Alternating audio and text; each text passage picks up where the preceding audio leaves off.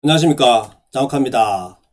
문재인 대통령의 공공임대주택 관련 발언과 부동산 정책에 대해 야권의 비판이 거세어지고 있습니다. 국민의힘은 12일 대변인을 통해 정권 인사들은 온갖 부동산 풀 소유하고 국민에게는 무소유를 강요한다고 비판했고, 유승민 전 미래통합당 의원도 문 대통령을 향해 시장과 국가의 균형을 잃어 부동산 대참사를 만들어 놓고 조금도 반성할 줄 모른다고 지적하고 있습니다. 문 대통령은 전날 LH가 공공임대주택 100만호 준공을 기념해 건설한 경기도 합성 동탄 행복주택단지를 김현미 국토교통부 장관과 변창흠 장관 후보자와 함께 자리를 했습니다. 문 대통령은 이 자리에서 질 좋은 공공임대주택으로 중산층까지 혜택을 넓혀가겠다며 공공임대주택의 다양한 공급 확대로 누구나 집을 소유하지 않고도 충분한 주거를 누릴 수 있도록 하겠다고 밝혔습니다.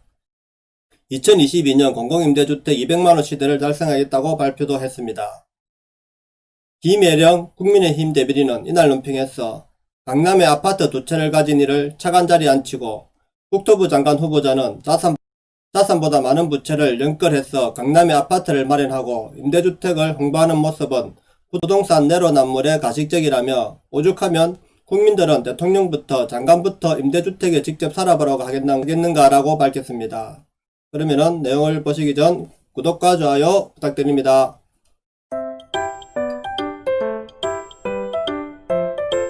문재인 대통령이 퇴임 후 사전 넓이를 6평으로 제한해달라는 청와대 국민청원이 등장해서 화제가 되고 있습니다. 12일 청와대 국민청원 게시판에는 이 같은 제목의 청글이 올라왔습니다. 해당 청원인은 대통령이 13평 임대주택에 가서 부부가 애 둘 키우고 반려동물까지 키울 수 있겠다는 말을 했다고 한다며 대통령이 애를 키우는 것도 아니고 두 부부만 함께 살 테니 퇴임 후 사적 크기는 6평으로 충분하다고 생각한다고 적었습니다. 지난 11일 경기 화성 동탄 신도시에 있는 행복주택단지를 찾은 문재인 대통령이 방 2개인 13평 넓이의 임대주택에 대해 신혼부부의 아이 1명이 표준이고 어린아이 같은 경우에는 2명도 가능하겠다고 말한 것을 비판한 것으로 보입니다. 당시 문재인 대통령은 임대주택을 둘러보면서 공간 배치가 진짜 아늑하다고 언급하기도 했습니다. 물론 좋아 보이겠죠. 시아파트니까 그죠. 그런데 위치도 그렇고 제가 볼 때는 위치도 그렇고 너무 작은 평수에 우리가 4명까지 키울 수 있는 건 말이 안 되지 않습니까? 그죠. 근데도 일단 신혼부부들은 뭐 방 2칸짜리는 살 수 있겠지만은 애 놓고 하면은 우리가 방 3칸은 최소 필요하단 말입니다. 예. 그래서 우리가 요즘은 또 옷방이 하나 또 필요하지 않습니까? 그죠? 그러니까 방 2칸짜리 13평에 방 2칸짜리를 애 둘이를 한 명 키우는 것도 힘든데 2명까지 키우라는 거는 말이 안 되죠. 물론 우리는 젊었을 때 그렇게 살았죠. 13평짜리에 방 2개짜리에 주방 거실도 없는 집에 주방 하나 있고 그죠? 거실이 없는 집에 살면서 애를 한 명 낳았는데 저는 매년 애를 낳았기 때문에 2년에 또 애를 도저히 애 2명을 못 키우겠더라고요. 방 2개짜리에. 그래서 그 당시에 제가 90년대 초죠. 90년대 초에 95년도네요. 95년도에 서울에 집을 찾다 못 찾아갖고 겨우 일산에 가서 제가 일산 고양시에 가서 아파트를 그래도 20평짜리 아파트를 이제 그때 전세를 얻어가지고 살게 되었습니다. 그런데 일산에 가서 살다 보니까 교통이 너무 불편했습니다. 왜냐하면은 서울에 출퇴근을 해야 되는데 버스를 일산 저 끝도시에서 버스를 타고 오면은 만차가 돼가지고 버스를 못 타는 겁니다. 그래서 몇 차를 보내야지만 버스를 타고 출근할 수 있습니다. 그것도 그 긴 시간을 좌석도 아니고 입석으로 맨날 입석으로 그것도 꽉 끊겨가지고 사람들이 꽉 밀려가지고 광지 틈도 없었습니다. 그 옆에 조금의 틈도 없이 끼가지고 오고 했습니다. 그런 거를 정치인들은 모른단 말입니다. 그래서 어떤 사람들은 아예 버스를 반대편으로 종점까지 타고 다시 타고 하는 사람들도 많았습니다. 그래가지고 그렇게 어렵게 살았습니다. 우리도. 하지만 지금은 그런 시대가 아니지 않습니까? 질 좋은 아파트를 서울에 그죠. 방 4칸짜리를 방 3칸짜리를 많이 공급해서 사기 주면 이렇게 하겠죠. 하지만 그게 가능한 일은 아니지 않습니까? 국가에 사는 일이. 그것도 경비가 비용이 있는데 모든 비용을 그러면은 거기에 다 쏟아부어야죠. 그죠? 문재인 대통령 이 같은 발언에 비판이 이어지자 청와대는 문 대통령은 신혼부부의 아이 한 명이 표준이고 어린아이 같은 경우는 2명도 가능하겠다고 질문한 것이라며 대통령의 말이 질문이면 변창흠 사장이 바로 다음에 네라고 답한 것에서도 알 수 있다고 해명했다. 참, 또 이렇게 아니 아이 4명이 어린아이 2명도 가능하겠다고 한 거지 질문입니까? 그죠? 대통령의 생각이죠 이게. 사고방식이란 말이에요. 대통령의 사고방식이란 말이에요. 이게 바로 그런 사고방식을 가지고 경제정책을 쓰고 부동산 정책을 쓰니까 될 리가 있습니까? 질 좋은 아파트를 원한단 말입니다. 국민들은 질 좋은 아파트를 사게 공급하기를 원하죠. 그러나 청원글 작성자는 청와대는 이 말을 대통령이 한 게 아니라 질문했고 국토부 장관인 변창흠 장관이 대답한 거라고 해명하는데 그 사람도 대통령이 임명한 사람이니 상관없는 것 아니냐며 자신과 장관의 발언에 책임지고 솔선수범하는 모습을 보여주기 바란다고 성토했다. 이날 오후 3시 기준 해당 게시글은 7,000명 이상의 동의를 받았지만 현재 국민청원 사이트에서 찾아볼 수 없다고 합니다. 글을 쓸쓴이가 직접 삭제했는지 여부는 알 수 없지만 검색이 되지 않고 있는 상태다. 사실 이런 거죠. 글 한번 잘못했다고 또 찍혀가지고 어떤 불이익을 당하지 않을까 걱정이 많습니다. 그죠? 대구에서 디자인 회사를 창업한 김광동 SFOL 디자인 스튜디오 대표는 고향 회기 청년이다. 서울 소재 대학원을 졸업한 후 서울 소재 디자인 업체 여러 곳에서 입사 제의를 받았지만 모두 뿌리치고 7년 전 대구에 내려와 창업을 했다. 그가 서울 생활을 접고 대구에서 창업을 선택한 이유는 경제적인 이유가 가장 컸다. 물론 경제적인 이유죠. 그죠? 김 대표는 대학원 다닐 때 월세 40만원의 반지하방에서 살았지만 회사를 다니더라도 경제적인 여유를 찾을 해결 방법이 그려지지 않았다. 대학원 학자금, 대출과 월세, 생활비 등을 생각하면 도저히 서울에서 안정적인 생활을 할 수 없을 것 같다고 말했다. 이 때문에 그는 대구에서 창업하는 것이 서울보다도 유리하다고 판단했다. 서울은 옥탑방 사무실도 월세 6, 70만원이 들지만 대구는 창업 유지 비용이 서울보다 훨씬 저렴하다며 맨바닥에 헤딩을 해야 하는 서울보다 고향의 지인들과 선후배 등의 도움을 받을 수 있는 부분도 많은 것도 고향에 내려온 계기다고 말했다. 김 대표처럼 청년 출향들 사이에는 이른바 고향 회귀가 새로운 현상으로 자리잡고 있다. 치솟는 서울의 집값과 고향 생활에 대한 동경 등으로 인해 서울 출향 청년들이 로컬 지향 성향이 강해지면서 고향으로 유턴을 하고 있는 것이다. 저도 서울에서 학교 나오고 서울에서 직장 생활 하다가 물론 제가 제 의지로 온 것이 아니고 어쩔 수 없이 지방을 내려 IF 때문에 어쩔 수 없이 지방으로 와서 창업을 하고 했지만은 근데 이왕이면 서울에 있는 게 낫죠. 서울에서 집 하나 빨리 마련해가지고 갖고 있으면 그게 부자 되는 길이었는데 그걸 그저 이렇게 못 버티고 내려올 수밖에 없다는 거죠. 보면은 치솟는 서울묵과 익숙한 생활 동경 고향 회귀. 출향 청년들의 고향 회귀 욕구는 여론조사에서 확인된다는 것입니다. 대구시가 2018년 리서치 코리아 의뢰의 출향 청년 200명을 대상으로 실시한 서울 출향 청년 면접조사에서 기양 의사가 있는 청년들은 42%에 달했다고 합니다. 대구에 우수 중견기업이 있으면 무려 87%가 이직 의향이 있다고 하죠.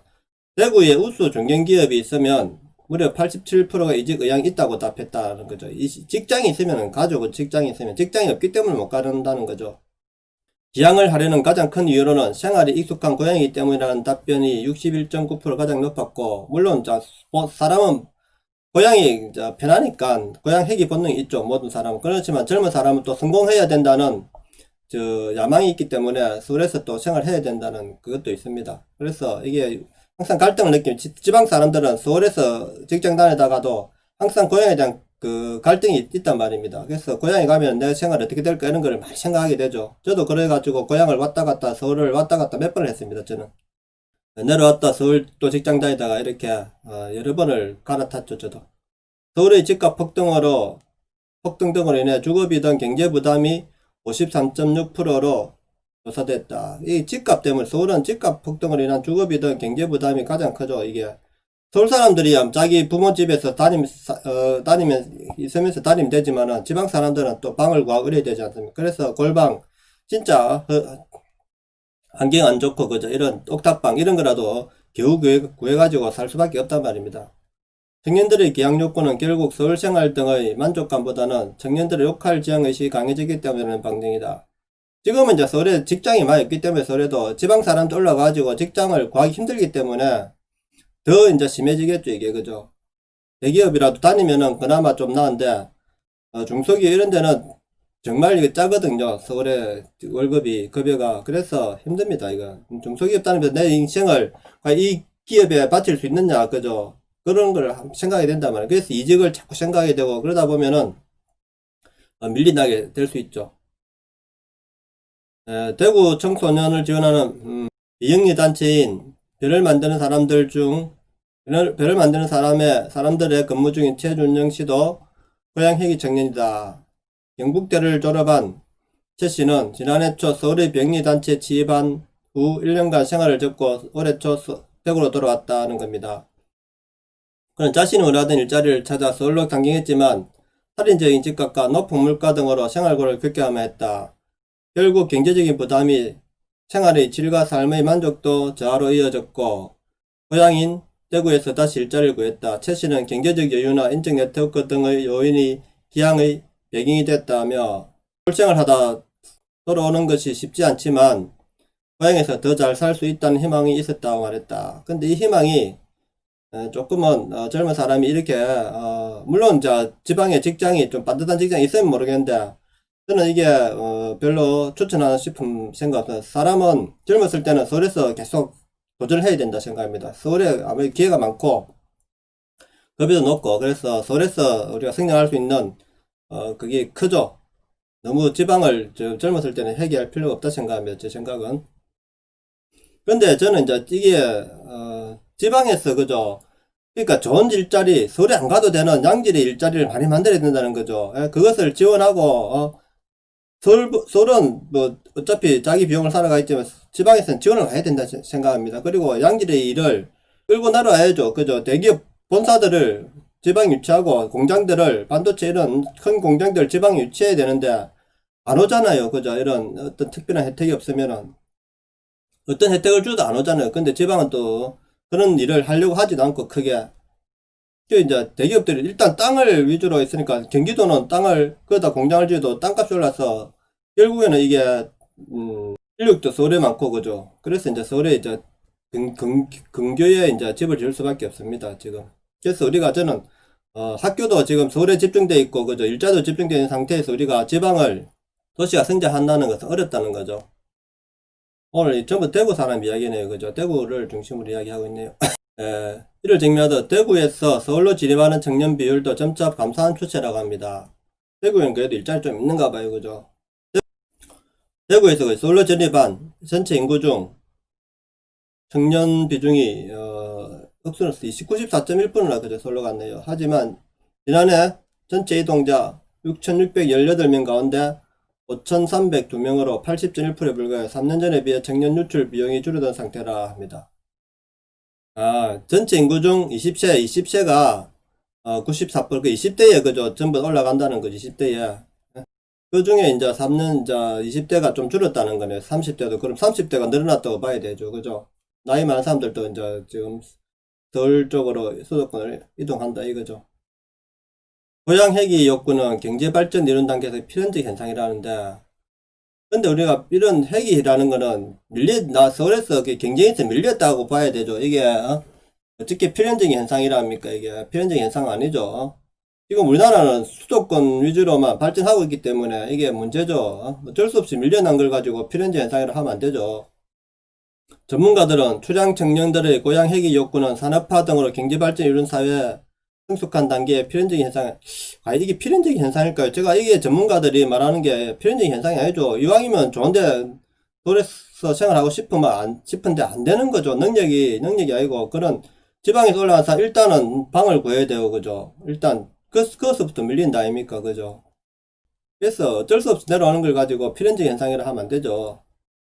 과거 도시는 일자리가 넘치고 경제적 풍요를 일으키면서 동경의 대상이 됐지만 지금은 도시가 지녔던 생활의 풍족함과 산업구조가 다양해지면서 이게 무슨 다양화가 됐습니까? 생활의 풍족함, 산업구조가 다양해지면서 심리적 안정을 찾아로 이거는 지금은 이제 젊은 사람이 지금 이 말은 저는 뭐 이해를 못 하겠습니다. 젊은 사람들이 어쩔 수 없이 밀려난 가지고 로컬 지향을 성기 강해졌다는 것은 아니죠.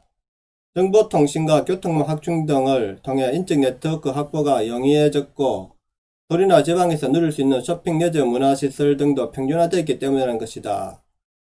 하나 이 부분은 저는 아니라 생각합니다. 어쩔 수 없이 지금 밀려난 거죠. 일자리가 워낙 이제 요즘 고밀도화 돼가지고 일자리도 대부분 다 지방에서 올라간 사람들이 안정된 일자리를 못 구하지 않습니까? 그래서 어쩔 수 없이 내려오는 거죠.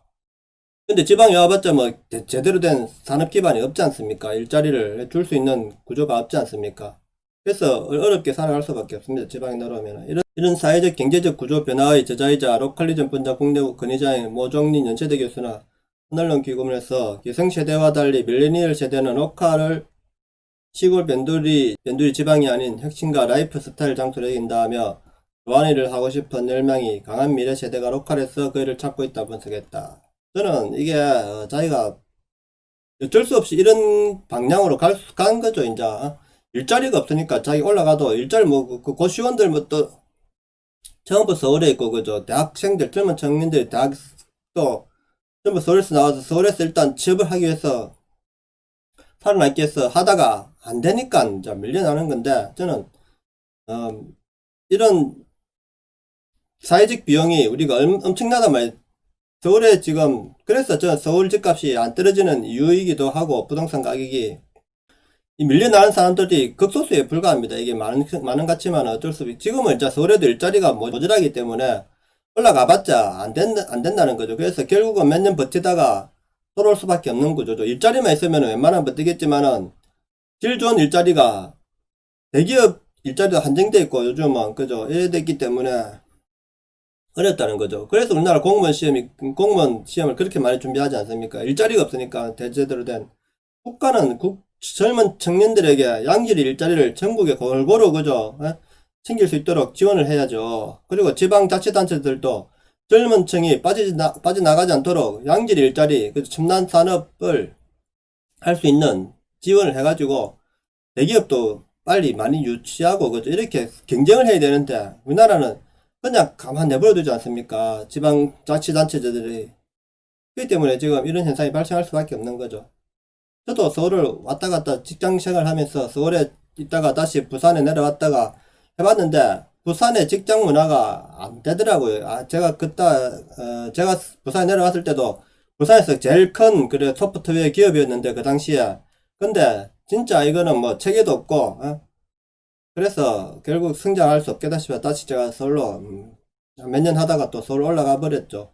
그래서 서울에 있으니까 그래도 기회는 생기더라고요. 대기업도 들어갈 수 있고 이렇게 했는데 결국엔 IF 와가지고 저도 어쩔 수 없이 밀려나서 서울에서 직장생활을 할까 지방에서 창업을 할까 이래 고민을 많이 했습니다. 물론 취업은 할 수 있었죠. 제가 그 당시에 저도 뭐 IT 기업에서는 그래도 프로그램 구조 분석 제가 PM이라 하는데 프로그램 매니저라는데 데이터베이스 설계 그 다음에 프로그램 분석 설계 이 분야에서는 제가 그래도 좀 자신이 있고 잘했는데 어쩔 수 없이 밀려났죠. 뭐 이제 직장 생활이라는 게 뭐 내가 아무리 기술이 있어도 대우를 못 받는 이제 직장 생활에서 내가 내 가족을 그거다가 제가 4인 가족 있는데 그것을 내가 평생을 살기에는 어렵겠더라고요. 그래서 어쩔 수 없이 내가 지방 가서 내 힘으로 한번 커보겠다 해서 내려와서 창업을 했는데 물론 그때는 힘들었죠. 한 10년간은 힘들었죠. 제가 자리 잡기 위해서는 10년간 힘들었는데